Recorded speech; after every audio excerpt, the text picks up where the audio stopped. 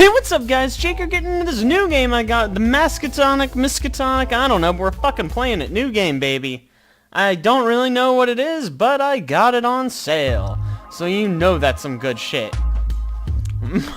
We are playing as Marie Peanut Butter. Bonjour, wee childrens. My name is Marie Peanut Butter, head of occult science at the Miskatonic University. Ours is the most prestigious institution of dark magic, the occult, and all the strange ghoulies that live in your peripheral vision. I am here today to tell you a story about a little girl that ruined everything. But ruining everything gives you the opportunities to make everything better, wee. What's that? You ask why I have a giant hand sticking out of my head, excuse me.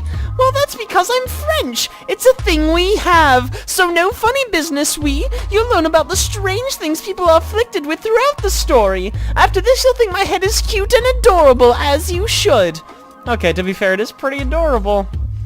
Marie Peanut Butter. What a good name. But first, let me describe to you the state of the world prior to the witch girl that ruined everything. Do not fret, you probably know this already, wee. So, you are aware of the giant aliens that we call gods, and the cultists that worship them? No? Then let me tell you. Some worship Cthulhu, the giant man-octopus dragon thing. His cults teach eternal patience, waiting for Cthulhu to come back to them so he can destroy the world. How rude.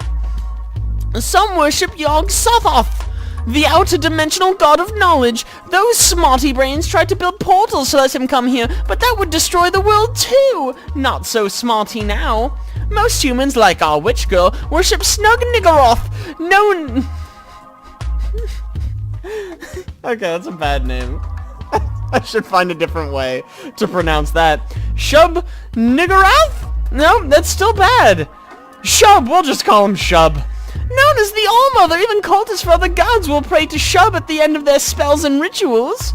That's because Shub is the goddess of humanity. Her cults preach love and compassion among everyone. Very lovely, wee. But like our witch girl, some can be blinded by their desire for harmony. There are some that would take advantage of the naive notion that all humans are loving and good. Not so lovely. Okay, so you know of gods now, wee? Let's talk a small bit about the humans of the world. Oh my god, we've been talking for like 10 minutes straight. I'm dying. Some countries have been more affected than others by the strange happenings of the universe. For example, Canada? What about Canada? Yetis! Great. Thousands of them. But the Canadians are well prepared. Yeti invasions are considered a national pastime. Bring the family, we'll shoot some Yetis. This is what us French call an English person. Oh god. We are terrifying. Note the sharp teeth, blue... Purple blush, what the fuck? What part of him is purple? And big ugly face! A couple decades ago it was discovered a huge percentage of English nobility were actually cannibals, breeding humans in underground caves like livestock. Everyone in England went crazy when they found it out, and now they're all cannibals too. That's for sure how that would work. Yeah. Apparently the Scottish just found it hilarious. This is also my boyfriend, so no touching his ugly face, wee. Really? You're gonna date a cannibal? I feel like that bodes ill for you. Ah, fuck me. These little fellas are called Australians. When the Shoggoths left Antarctica, they came across the big island filled with lovely, delicious humans. But these humans didn't want to be devoured, and even when half dissolved in the Shoggoth bellies, the human would punch and kick and smash bottles inside them, making the Shoggoths very uncomfortable. So instead of trying to eat them, the Shoggoths formed this cute little symbiotic relationship with the Australians, granting them immortality in exchange for less punching. So the little Shanes and Sheilas can happily booze and barbecue away for all eternity. Oh my god, I'm dying. This is called an American. The silly haircut and gigantic bum. Specifically, this is the American that our story revolves around. The little witch girl that ruined everything. How can you tell she's a witch? Why, there are so many clues. For example, the pasty skin, a symptom of spending her days asleep and her nights dancing naked in the rain with a coven to conjure strange hexes. Okay, yeah, sure, dude. Also, the little black choker thing. It's the closest thing they get to a uniform. Also, she doesn't wash. Are you gonna make me look like... Oh, that's a different character. Are you gonna make me look like a dumbass in this story? Because it was only like 20% my fault. Our story begins with a smelly dumbass being briefed on the university's secret protocols after just being hired as a security guard for the occult science building. But on her first assignment, she discovers all is not as it seems at the prestigious school. Thanks, nutsack. What? Don't be mean. Wow. Now, Miss Lestrange, you understand that as a security agent, your off-site assignments are to be kept in the strictest confidence, even from other members of faculty and especially the students. Uh-huh. You also understand that as a security agent, you'll be in very real danger both from physical harm and mental corruption. You understand your body is subject to mutation at any point during your employment and residence in Arkham. Rad. And finally, you understand that as a University of Occult Science, you are obligated to assist us with research regarding your supposed magic eyes, and failure to comply will result in your immediate dismissal. Sure, yeah. Well then, Miss Lestrange. Oh my, he's the giant earmouth. Welcome to the Miskatonic University. Rad, I fucking love this. Awesome. You must be the new security guard. Charlotte, right? Yep, that's me. Great, I'm Johnny, head of internal security. I'll be giving you a tour of the building you'll be patrolling. Then I'll show you to your quarters. Are you ready to go? Sure. Well, you'll be working here in the occult science building. You're a witch, right? Have you dabbled in any occult science? Well, I'm pretty good at the occult stuff, though mostly use it for errands and favors for folks. Plus a few hexes, curses, blights, just to keep up that witchy appearance. You know what I mean. Blood into jam, bones into sponge cake, cat into mush. Bells into tiny screaming vestigial face. Okay, that's a lot, Char. I'm gonna ask you to kind of pump the brakes there, but cool. Normal stuff. Well, we do things a little differently here. This way, we mostly turn phalluses into screaming vaginas, but you know, Oh, rad! This is cool, yeah! This is the Ethereum, where students can perform experiments on the Necronomicon. The creature acts as a shield to the outside world, keeping any experiments sterile and quarantining any unexpected summons. Hi, good to meet you! Hello! We didn't know it could do that. Did you ever try talking to him like a fucking human? You're gonna provide some much-needed common sense around here, Charlotte. So this is going great. I love it. This building also houses the Corporeum, a surgical theater where students can perform vivisections and autopsy on otherworldly creatures. I know it sounds terrible, but it's actually awesome. Oh dude, speaking of which, this is Eddie, one of our monster hunters. Thanks to him, our Corporeum professors have been able to gather more information on living horrors than any other time in university history. The trick is to figure out where its face is, and then commence repeated punching. Who's the new girl? Oh dude, that's our boyfriend, I think. Or her boyfriend, I don't know. I guess she has a name. It's not really ours, it's hers. This is Charlotte Lestrange, a witch from the Chesuncook Coven? Sure, why not? She'll be working security for this building. Hi, good to meet you. Looking after us rascals, eh? Well, just give me a clip round the old back of the head if you see me slacking off and I'll get back to work, eh? Big stuff. I have been known to whip some ass with my big muscles. There you go. Come round the chop shop. You want to see what me and the lads wrangled up the other day. You witches like nightmares, right? Wink. Sure. Well, the fun ones anyway. Like when your teeth fall and you smooth them all off with sandpaper to make another lovely necklace. What? Or when you're running down a corridor in slow motion with a bunch of hands coming out of the carpet, grabbing your ankles, and when you finally stop to ask them what they wanted, it turns out your shoelaces were untied and they were just super concerned for your safety. What? Oh my god, another one. Or when you're at school and you stand up in class but you forgot your pants and you're embarrassed but everyone compliments your butt. Well, you're a bloody weird one, Charlotte, so you'll fit right in here. Don't let my sister catch wind of you. She won't leave you alone, you telling stories like that. And here's our curator of the Corporeum, Miss Marie Peanut Butter. Oh god, I gave her such a hard voice. She used to be the Void Shaman from Paris before coming to work with us. And I already forget what it was. Oh man, I'm gonna have to give her like a different one or something. As fun as nope, that's... Who the fuck cares? She gets this voice now. As fun as satisfying the void is, my true passion lies in discovering how things work, at least when they're dead. Groovy! What the fuck's a void shaman? You know those dark thoughts you have sometimes for seemingly no reason? The ones that tell you to jump when at the edge of the cliff, or rob the bank when cashing a paycheck, or dropkick a grandma through a stained glass church window at a funeral? Oh yeah, I get those all the time. Well, those are not your thoughts, they're mine. A few hundred years ago, the French aristocracy's way was so decadent and well-filled, their unbridled sauciness only went and summoned a bloody hedonism god. Damn thing lives under the Paris catacombs and communicates telepathically with people all over the world, urging them to give in to their darkest whims. The French get it the worst, of course, so these shamans take it upon themselves to do the dark deed so the rest of France doesn't have to. Must be a right giggle. My last act as a shaman before coming here, I took my clothes off, covered myself in lemon cake and green food coloring, and terrorized the local village as a delicious swamp monster. I quite enjoyed that one. Shall we press on with the tour? Sure, bye guys, good to meet you. Please don't put sponge cake on. So not to be rude, but judging from the banged up arms and the sick eye scar and the tear lines in your hair, I'm getting the impression security work here is, completely fucked. I mean, a little dangerous. Oh no, not for you, at least. The occult science building's probably the safest on campus.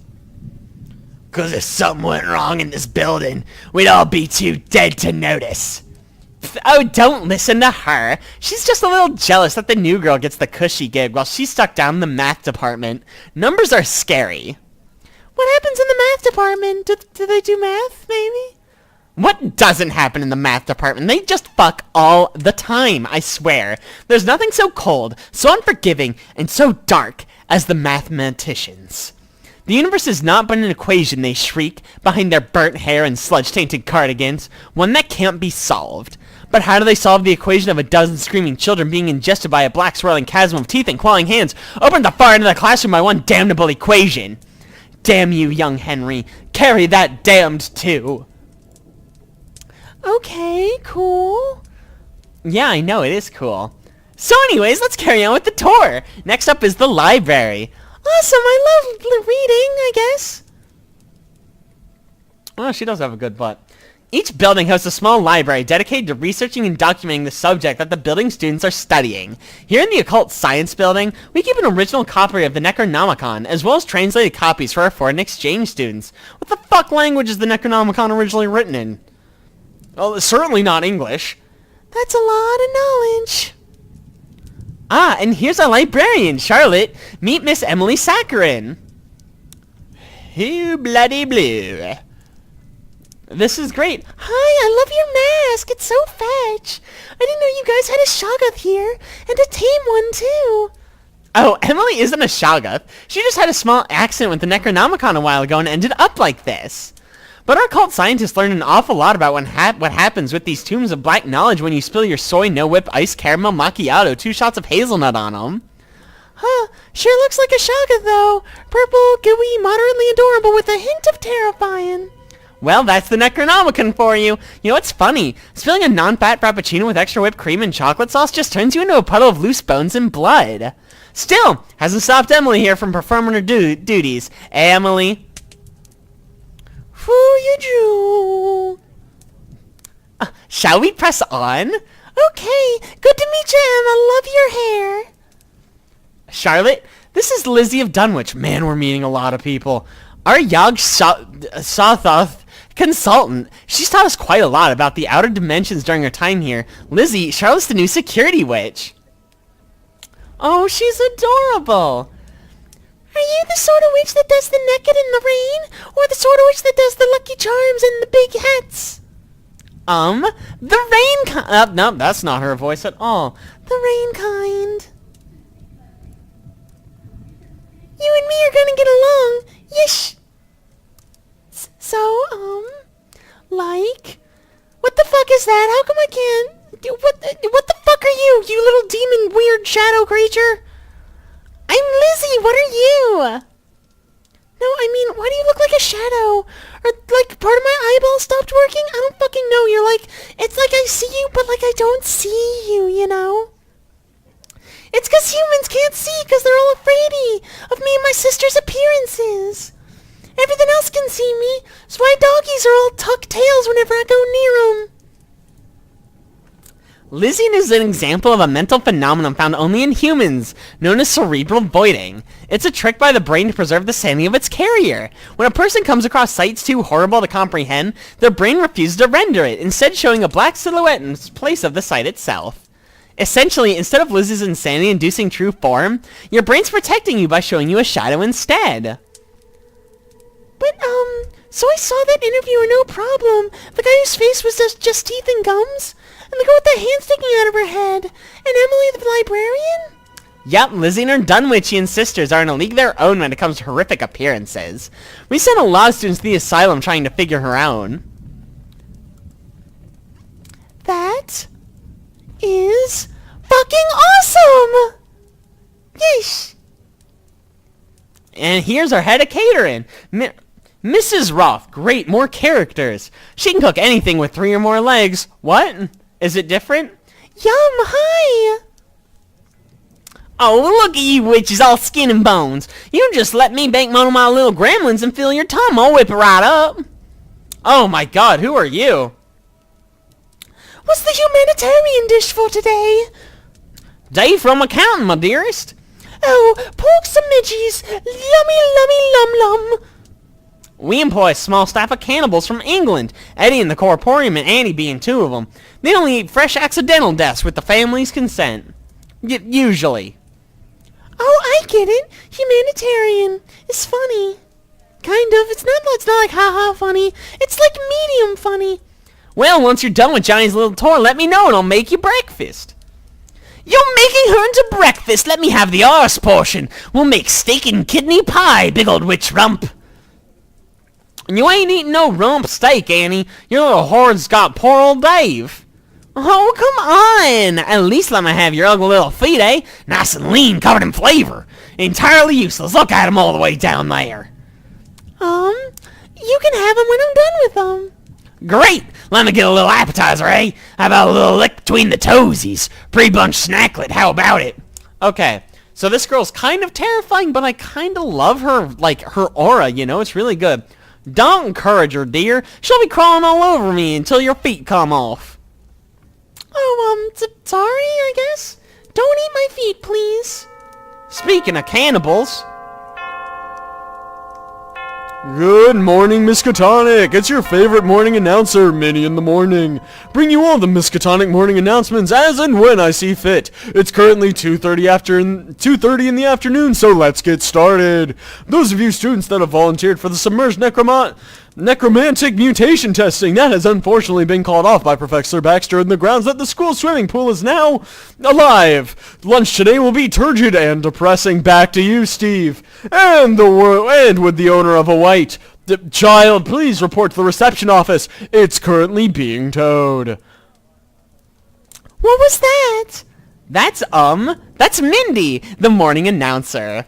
Does she do that a lot? Perpetually. Well, you seem perfectly comfortable around this stuff, Charlotte. Oh, I grew up in Maine. Not as many mutated folks, but they make up for it with all the goofy supernatural happenings. And with that fucking sick Maine burn, I'm going to draw this episode to a close. So thank you guys so much for watching. I really appreciate it. If you liked it, don't forget to like, subscribe. And let me know what you guys think of this game. Maybe I'll make it a series, maybe I won't. Who knows? Only you can decide. I'll see you guys next time.